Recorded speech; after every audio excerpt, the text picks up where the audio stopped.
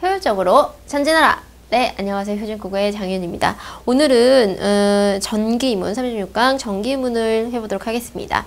전기문은 그 위대한 업적을 남긴 그 인물의 어떤 생애, 그 다음에 이제 그 어떤 평가가 이제 기록된 사실적인 글이기도 하면서 문학성을 갖추고 있는 글이라고 볼 수가 있겠는데요.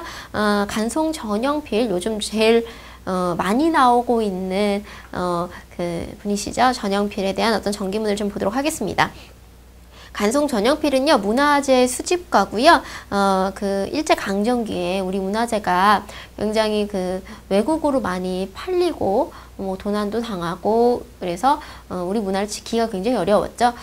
그런 시대에 자신의 사재를 들여서 자신의 사유재산을 들여가지고 미술품과 문화재를 수집해서 이제 조선의 문화를 지키고자 노력하시면서 평생을 바치셨던 그런 문화 수집가입니다. 그래서 이분이 그 모았던 그 작품들이 없었다면 한국의 조선 후기 미술사는 정말 연구할 수 없었을 것이다 라고 할 정도로 한국 미술사 연구에 굉장히 중요한 업적을 많이 남기신 분이고요. 그 간송 전영필의 무슨 전시회 갖고 뭐 이렇게 지하철 보면은 막 그 이렇게 많이 보셨을 거예요. 요즘 자주 그런 전시회를 열고 이런 걸 본 적이 있는데 마침 교과서에서도 이분의 전기문이 수록이 됐습니다.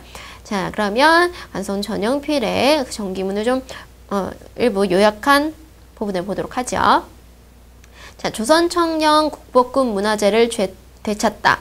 간송미술관에서는 1년에 2번 소장하고 있는 작품들을 주제에 따라 전시하는 특별 전시회가 열린다. 간송미술관이, 자, 간송은 이분의 호죠. 특별 전시회를 열 때마다 학계는 물론이고 일반인들의 관심도 집중이 된다. 그런데 간송미술관의 소장품 중에서 좀처럼 공개되지 않은 국보가 있었으니 바로 국보 70호 훈민정음이죠. 그 세종대왕이 처음에 그 글을 만들었을 때 한글이라고 한 건 아니고요. 한글은 이제 우리가 추후에 붙인 명칭이고요. 훈민정음, 백성을 가르치는 바른 소리라고 명명을 하셨죠. 그래서 전영필이 훈민정음을 수집할 때는 언제였냐면 일제가 극단적인 민족 말살 정책을 펴던 시기였습니다. 이 민족 말살 정책 시기에는요, 우리 말과 우리의 글을 쓸 수 없게 만들었고요. 왜냐하면 말과 글이 그 민족의 얼이라고 생각했기 때문에 그걸 못 쓰게 만들었고, 창씨개명이라고 해서 우리나라 사람들의 이름을 모두 일본식으로 바꾸게 그렇게 만들었거든요. 그래서 이때 1943년에 훈민정음이 발견되었다는 소식을 들은 전영필은 일본 당국이 이 사실을 알면 훈민정음이 다시 우리 민족의 품으로 돌아오지 못할 것이라고 판단을 해서 그 당시입니다. 그 당시 가격으로 기와집 10채에 해당하는 1만 원을 지불하고 발빠르게 훈민정음을 입수했다가 광복 후에 세상을 공개했다. 그러니까 지금도요, 집 10채를 살 수 있을 돈이라 그러면 정말 몇십억이 되는 거죠. 그 몇십억만큼을 들여가지고 이걸 산 거죠. 그러니까 이 앞부분에는 그 어떤 간송미술관에 대한 소개하고 이제 그 전영필이 되찾은 국보급 문화재에 대해서 얘기를 좀 해주고 있죠. 그래서 정말 거액이지만 어떻게 이렇게 살 수가 있었을까? 이분의 물론 환경이 좋긴 했습니다만 일제강점기에 그 많은 부자들이 다 이렇게 우리나라를 위해서 투자했던 건 아니죠. 자기의 사리사욕을 채우기가 바빴는데 그럼에도 불구하고 이분은 그 사재를 털어서 우리의 국보를 지켜야 한다라는 사명감을 가지고 있었다는 거죠. 그러니까 이런 게 지금 시대에도 굉장히 좀 필요한 것 중에 하나가 아닐까 싶은데 이게 바로 노블레스 오블리제라고 얘기를 하는 거죠. 그러니까 자기가 가지고 있는 것만큼 이제 그 어떤 가진 자의 의무를 다 하는 거, 그게 참 중요한데 이 관송이 그래서 거액으로 훈민정음을 입수하게 되는 거죠. 사실 이 중요한 의미가 뭐냐면 여러분 훈민정음 그 보시면 이제 초성, 중성, 종성을 만들잖아요. 근데 거기 보면 여러분 그 휴대폰 그 문자 메시지 쓰실 때 이렇게 점이 있고 그 다음에 이가 있고 그 다음에 의가 있죠. 순서를 조금 바꿀게요. 자, 이거는요 천이라고 얘기하고요. 얘는 지라고 얘기하고 얘는 인 이렇게 얘기합니다. 천은 뭐냐면 하늘이죠. 지는 땅이고 이는 사람인데요. 우리가 천지인을 기본으로 해서 오아, 우어. 이렇게, 초칠자라고 합니다. 모음을 한번 만들고, 그 다음에 여기 이가 한 번 더 붙은 형태인 요야, 유여. 제줄자라고 하죠. 요 모음을 만들거든요. 그러니까 이 기본적으로 이 천진을 우리가 상형해서 본따서 모음을 만들게 되는데, 이 훈민정음 지금 간송이 가지고 계신, 그 전영필 선생님이 가지고 계신 그게 나오기 전에는 이걸 잘 몰랐다는 거죠. 그럼 이 천진이 뭐냐면, 이렇게 그 종이를 말아서 이렇게 하늘을 보죠. 그럼 하늘이 아주 조그맣게 보일 거죠. 그렇죠? 그래서 그 조그맣게 보인 하늘의 모양을 본다는 거고요. 지는요, 땅끝이 이렇게 굉장히 평평하게 넓잖아요. 그 모습을 본따서 이렇게 수평으로 의 이렇게 적은 거고요. 이는요, 사람이 이렇게 서 있는 모습이요. 그걸 본따서 이렇게 이를 했고, 그래서 이게 천진이다 이건 거죠. 그러니까 이러한 지금 그 원리도 그 이게 훈민정음의 제자 원리거든요. 훈민정음을 어떻게 만들었는지를 설명하는 원리인데요. 선생님이 이걸 알 수 있는 이유는 이분이 그 제자 원리를 이제 이제 국보를 공개를 했기 때문에 학자들이 그걸 통해서 연구를 할 수 있었고, 아, 이게 확실히 맞구나 라는 걸 알게 된 거죠. 그래서 궁극적으로 만약에 이분이 안 계셨다면 국어 교과서의 내용, 또 우리 지금 검정고시 교재의 내용이 바뀌었겠지요. 우리 뒷부분에 가보면은 이제 국어 역사에 대해서 설명을 하는데 내용이 아예 바뀌었을 거라는 거죠. 혹은 이제 내용이 없었겠죠. 어떻게 만들어진지 우린 잘 모르겠다 이렇게 되는 거죠. 자, 그러면 이 단락을 보도록 할게요. 훈민정음 원본이 발견되기 전까지는 한글의 제자 원리는 장막에 가려 있었다. 그러나 훈민정음 원본을 통해 자음은 발음기관의 모양을 본땄고, 모음은 천지인의 철학을 담아낸 글자임이 밝혀졌다. 그래서 비로소 한글 창제의 비밀이 풀린 것이다. 그러니까 훈민정음 원본을 통해서 이 세종대왕의 훈민정음을 어떻게 만들어졌는지를 알게 된 거죠. 그런데 여러분, 이게 굉장히 중요한 의미를 지니고 있는 게 뭐냐면, 글자 올림피아드 대회 같은 데를 가면, 무조건, 거의 무조건이에요. 이제 한글이, 탑5 안에 들어서 이제 입상을 하게 돼요. 그게 이제 왜 그러냐면, 누가, 언제, 어떻게, 무슨 목적을 가지고 글자를 창제했는지에 대해서 명확히 나오는 문자가 많지 않아요. 예를 들어서 여러분, 영어 알파벳 누가 만들었는지 아세요? 선생님도 몰라요. 그쵸? 그러니까 우리 훈민정음은 세종이 분명히 밝히고 있어요. 어린 백성이 나라 말씀이 중국과 달라. 나라의 말이 중국과 달라서 어린 백성에게 이루고자 할 바가 있어도 어리석은 백성이, 그때 어린은 지금의 어리석은이거든요. 어리석은 백성이 말할 바가 있어도 할 수가 없다. 뜻이 서로 사맞디 아니할세, 뜻이 서로 통하지 아니하므로 내 이런 전차로, 내 이런 까닭으로 이 28글자를 맹그노라 이렇게 얘기하시거든요. 그러니까 그 옛날에 세종대왕 그 훈민정음 만들었던 내용을 가지고 한 드라마가 있었는데, 거길 보면은 세종대왕이 이렇게 한자로 이렇게 방을 붙여요. 지금으로 따지면 벽보 같은 걸 붙이는 거죠. 그래서 저쪽에 전염병이 있으니까 저쪽 동네에 가지마 이렇게 붙이는데, 그걸 모르고 막 백성들이 가서 전염병을 막 옮아온다는 거예요.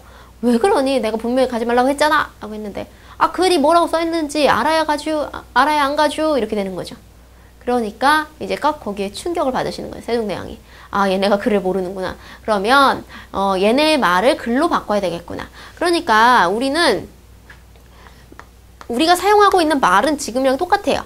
조선시대, 고려시대, 신라시대, 막 단군시대, 우리 말은 똑같은데 글이 없었다는 거예요. 그래서 말을 글로 바꾼 거죠. 말을 글로. 그래서 이 한글 천재의 이 비밀이 이 훈민정음 원본이 나오면서 비로소 풀리게 되는 거죠. 현재 훈민정음 원본은 1997년 유네스코 세계 기록유산으로 등록이 되었고, 한글은 세계에서 유일하게 제자 원리게 밝혀진 글자라고 인정을 받고 있다. 그러니까 어떻게 만들었는지, 그래서 훈민정음에 다 표기를 해놨습니다. 예를 들어서 기역 같은 경우는 뭐 어금니가 목구멍을 막는 소리, 그죠? 그래서 아까 말씀드린 그 드라마가 뿌리 깊은 나무라는 드라마인데, 거기를 보면 세종이 죽은 사람의 그 발음 기관을 이렇게 보고 기역이 어떻게 소리 날까 그걸 다 이렇게 하나씩 봤다는 거죠. 자, 그래서 이제 우리가 문자 대회 나가면 1등 한다 했죠? 유네스코에서 인정하는 세계 기록 유산이 되었다. 자, 고려 청자의 우수성을 이야기할 때마다 청자의 대명사처럼 꼽는 국보 68호 청자, 상감, 운학, 문매병. 자, 이거는요, 여러분 한 번쯤은 봤을 거예요. 선생님, 그림을 좀 못 그리는데, 이렇게 주둥이가 이렇게 생겼고요. 여기가 이렇게 볼록해요. 그래서 이렇게 서 있는, 그런 이제 고려 청자인데요. 이 도자기는 풍만하면서 유연한 곡선의 흐름이 완벽한 균형미를 자랑하는 고려 청자의 백미. 백미하면 최고 아름다운 그 백미라고 할 수 있겠는데, 수천 마리 학이 구름 사이로 날고 있는 듯한 아름다운 문양은 고려의 독창적인 기술인 상감미법의 절정을 보여준다. 그러니까 조선에 이르러서도 고려의 그 청자가 남아있는데 이건 너무너무 귀한 거죠. 이러한 최고의 걸작을 우리가 감상할 수 있는 것 역시 누구 덕분이다? 전영필이 있었기 때문에 가능한 일이다. 그래서 전영필 선생님이 수집을 하고 있었기 때문에 외국으로 반출이 안 된 것이다 라는 거죠. 안 그랬으면 남아있지 못했겠지요. 자, 이 전영필은 이 청자가 일본인의 손에 들어가기 전에 파격적인 가격을 치르고 이를 구입했다. 이후 구입한 가격의 2배를 줄 테니까 청자를 팔라. 그러면 보통 사람이 만약에 그게 그 수집을 해서 돈을 벌 목적이면 당연히 팔았을 텐데, 더 좋은 청자를 가져오면 이 매병을 원금에 주겠다. 이런 식으로 단호히 거절을 했다는 거죠. 그래서 이 일을 계기로 사람들은 전영필이 이익을 쫓는 단순한 수집가는 아니구나 라는 걸 알게 됐다는 거죠. 그러면서 이제 일본인한테 되찾은 또 하나의 국보가 있는데, 바로 그 신윤복 선생이죠. 그 풍속화로 유명한 신윤복 선생의 풍속화첩인 국보 135호 해원 풍속도입니다. 기방무사, 월화정인, 유각쟁운 등 총 30여 점의 그림이 수록된, 지금으로 따지면 그림 스크랩북 정도 되겠네요. 해원 풍속도는 조선 후기 서울의 뒷골목의 삶을 생생하게 묘사하고, 해원은 당시 금기되던 남녀 간의 애정, 그리고 자신의 이름까지 당당히 밝힘으로써 조선 후기의 미술의 영역을 한 단계 넓혔다. 그래서 이 그림 보시면 어떻게 되어 있냐면, 선생님이 그림을 먹고 있는데 오늘 그림을 많이 그려야 되네요. 이렇게 조선 후기에 이렇게 배경이 이렇게 기와집 있는 데가 좀 나와 있고요. 여기 이렇게 부끄러워하고 이렇게 얼굴을 가리고 있는 여성과 그 다음에 남성이 몰래 데이트하는 모습이 나와 있어요. 그리고 이렇게 자기 이름을 밝혔다. 이게 굉장히 그 시대에는 센세이션한 거예요. 왜냐면 남녀 간의 자유로운 연애가 이렇게 막 허용되고 장려되고 이런 시기가 아니죠. 그때는 이제 부모가 이렇게 짝 지어준 그 사람과 결혼을 해야 되는 그런 시기였기 때문에 이제 조선 후기에 있어서 좀 더 근대화되고 자유애정이 좀 도입되기 시작했다라는 거죠.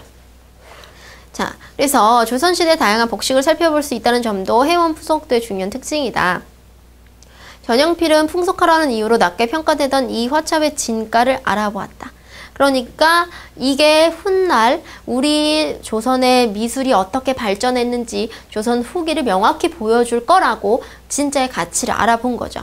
그런데 이 그림이 일제강점기에 일본인 손에 있었고, 전영필은 이를 되찾기 위해서 수년 동안 애태워야만 했다. 그러니까 그거를 너무 중요한 우리 민족에 꼭 어리고 필요하고 그러면 오히려 일본 놈들은 나빠갖고 안 내놓을 거예요. 그렇죠? 그래서 이렇게 돈으로 그렇게 그거를 좀 살 수 있도록 이렇게 많이 애를 쓰셨겠죠. 간송은 겸재의 진경산수화, 단원과 해원의 분석화, 추사의 추사체, 난초 그림 등 걸작을 중심으로 서화를 모았다. 서화라면 글씨와 그림인 거죠.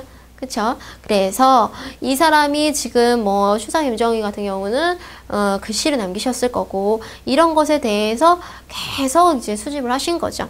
전문가들은 간손의 수집품을 통하지 않는다면 조선 후기에 대한 의미 있고 깊이 있는 회화사, 그림이죠. 그림 연구나 서술이 불가능하다고 평가한다. 그래서 간송의 문화유산 수집에 대해서 전문가들의 평가는 당연히 긍정적이죠. 그렇죠?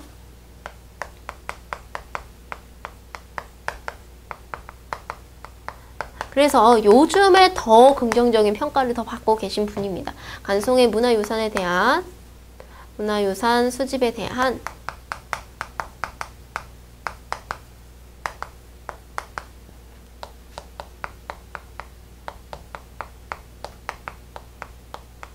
전문가들의 평가다라는 거죠. 자, 이렇듯 전영필이 지켜낸 것은 그저 보기 좋은 예술품이 아니었다. 예술적 가치를 넘어서는 우리 민족 예술 안에 담긴 민족의 혼을 지켜낸 것이다. 그런데 어떻게 이 많은 유산을 지켜낼 수 있었을까? 라고 해서 그 뒷부분은 이제 그 스승인 오세재 선생님인가요? 그분을 만난 얘기들, 그런 얘기들도 좀 이어집니다. 선생님이 좀 중략을 했고, 이제 그 중간에 이제 전영필은 가난한 화가들을 후원함으로써 동시에 문화재 보존위원회로 활동하면서 문화유산의 가치를 찾아내고 학술적 토대를 쌓는 데 심혈을 기울였다. 라고 하여서 이제 그 고고 미술까지 창간한 어떤 미술사 연구의 중심 역할을 했던 단락이 나옵니다. 자, 그 다음에 이제 마지막 결론이죠. 그러나 이렇게 문화유산 수호의 일생을 바쳤던 전영필은 1962년 57이라는 아직은 젊은 나이죠. 아까운 나이에 세상을 뜨고 만다. 전영필은 일제강점기에서 왜곡된 우리 문화 본연의 우수성이 후학들에게 의해서 복원되리라고 확신한다. 이게 바로 전 재산을 쏟아 부으면서 문화재를 수집한 이유죠. 그러니까 내가 이걸 밝히지 않아도 우리 후학들은 할 수 있을 것이다. 그러면 그거를 연구하려면 연구의 자료가 있어야 되는데 그 자료가 일본인한테 넘어가면 우리 연구할 수가 없잖아요. 그래서 간송 전영필이 이 부분에서 드러나는 건 간송 전영필이 전 재산을 들여서